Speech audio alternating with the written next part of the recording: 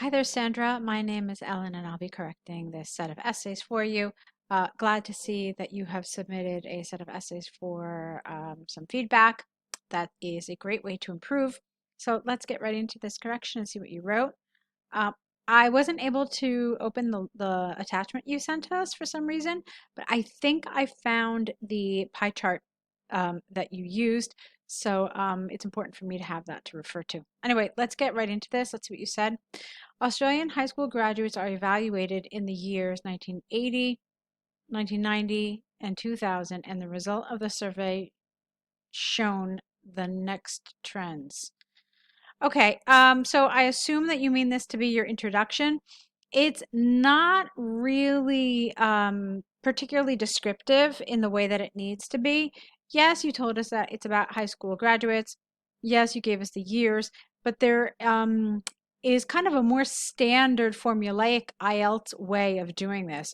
So what you want to do is you want to tell us that we're looking at pie charts and I mean, not just they are evaluated, but in terms of what? In what way are they evaluated? So a better way to do this would be the pie charts provide information regarding the course of Australian high school graduates following graduation in 3 years, okay, or in 1980, 90, and 2000. Okay, that's all you really have to do for this introduction, but it's a more appropriate way. All right, let's take a look. In 1980, there is a 50% of leavers who followed further education. A 40% of them, no, a 40% of all the graduated were employed in that year. Only 10% of them did not succeed in getting a job in the same year. Okay, so you start off with 1980. Good. That's fine. Some of the language here, Sandra, is a little awkward, and that's what I want to work on fixing a little bit. Not there is a 50% of leavers, but a better way to say this would be in 1980, 50% of the graduates pursued further education. And then rather than just telling us somewhat mechanically, okay, 50, 40, and then 10, there are other ways to do this that really show some sort of critical thinking. All right. So let's try that again. 50% of high school graduates pursued further education, with 10% less. Let me see if I can do it a little better. When I'm just saying it aloud like this and not writing it, it's a little more complicated. Okay, so yeah, how about this? 10% less were employed.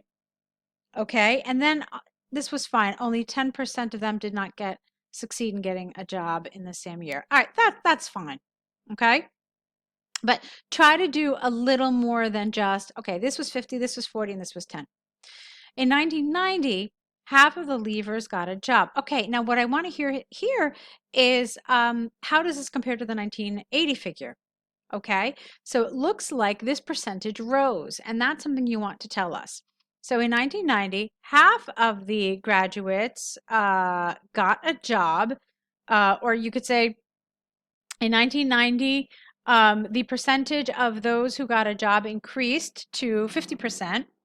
Okay, and 38% continued their studies in higher education. So tell us here that this percentage declined. Okay, um, so you want to say here that there was a shift, that this increased by about 10%, but this decreased by about 12%. So you do want to mention that because you do need to make connections here. Okay, however, 12% of they're not requested, they are surveyed. So 12% of the students were unemployed. All right, so rather than just saying that, however, you could have said here that, that this figure is relatively consistent, okay? So the figure for students who were unemployed remained relatively consistent at 12%, okay? Let's see. 2000 was the year with the maximum percentage of graduated employed with 55% of the respondents of the survey. Okay, so the language here is awkward. Let's see how we could fix this. In 2000, the figure for employed graduates, that's the right way to say it, the figure for employed graduates showed an even a continued increase. Okay, so it showed a continued increase, reaching 55% of the students surveyed. Okay, let's see, 37% of them continued postgraduate without the D studies. And only 8% of the total of people who participated in the survey were unemployed. All right, so it's pretty much the same thing. It just, it's this number and then this number and then this number. You're going to need to do a little more with these numbers, as I've suggested in the previous paragraphs. So overall, the trend shows an increase in the Australian high school graduates who have succeeded in getting employment. Okay, get rid of this and since 1980. All right, that was fine. I was okay with that. But so it looks here like grammar is an issue. All right, because I pretty much had to correct every sentence. There were just a few that I didn't have to kind of play with, but most of them needed some sort of changing. But also, I want you to take a look at this idea of doing more with these numbers than just kind of listing them, because that's essentially what it felt like, okay? And there wasn't really much analysis. Now let's take a look at your task 2. This is the essay about ex-prisoners, so let's see what you wrote here. There is an extended idea worldwide about people who have been in jail can provide advice to the youth.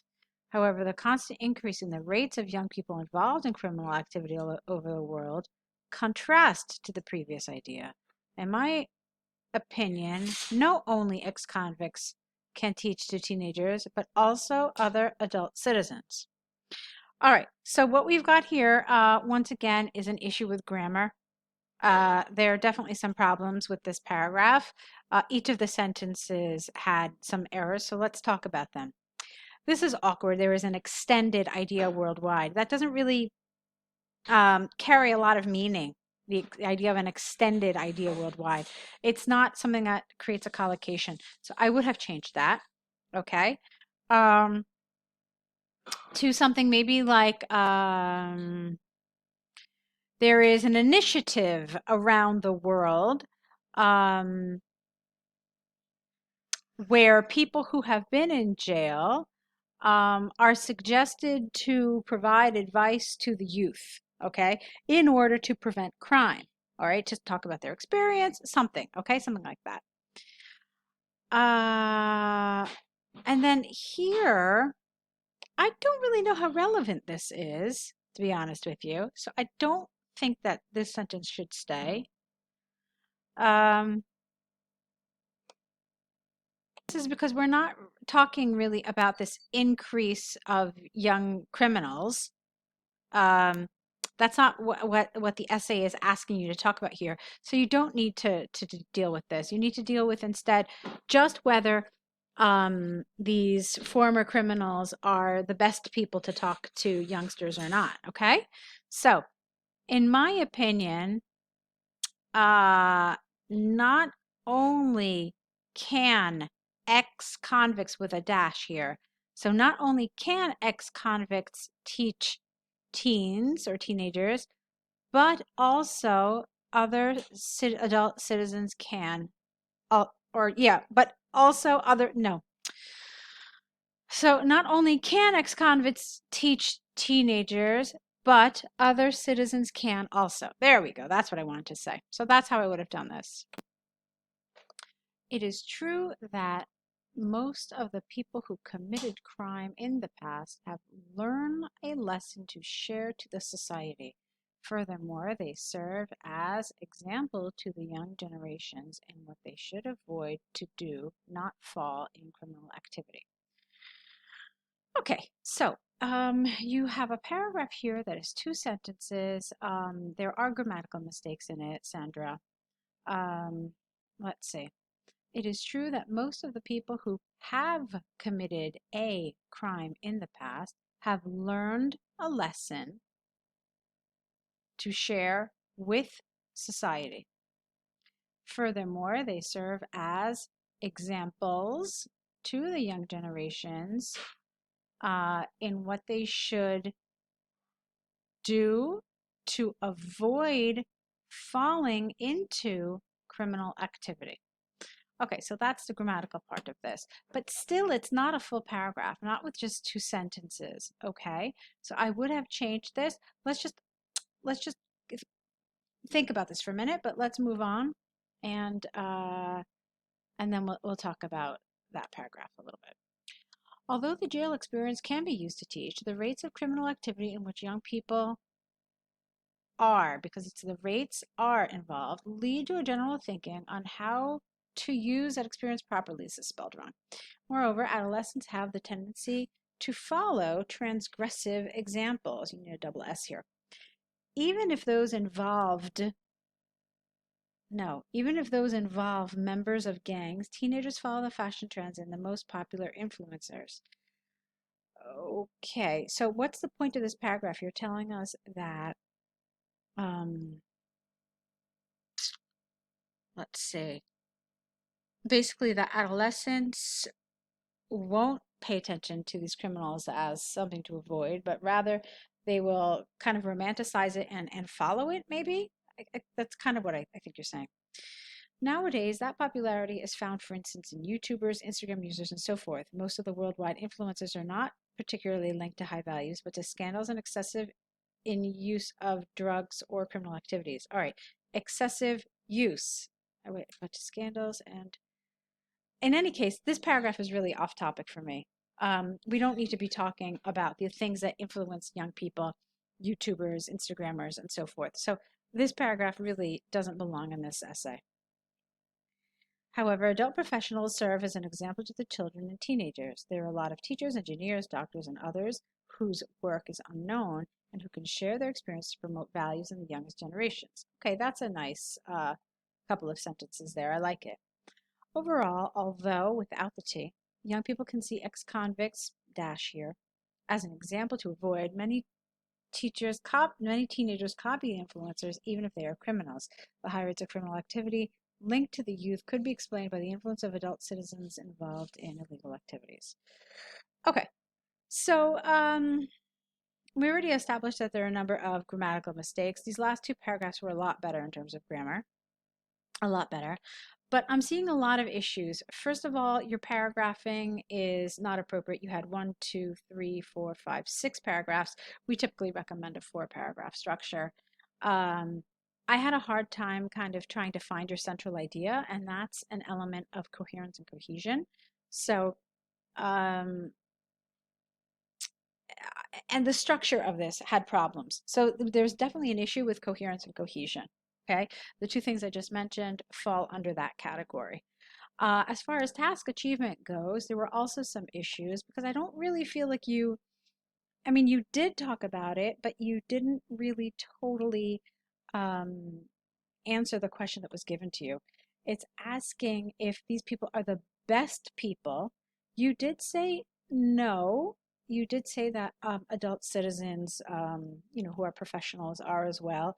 But some of your paragraphs didn't really deal with that. I mean, you did have that one paragraph that was totally off topic.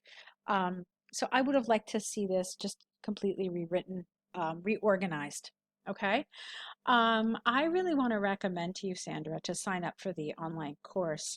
The structure that we provide for essays, I think, is just going to be so, so helpful for you to be able to kind of just plug your ideas into the template. It's really just going to make a world of difference with your essays. So I really want to encourage you to sign up for that. I think you're going to find it very helpful.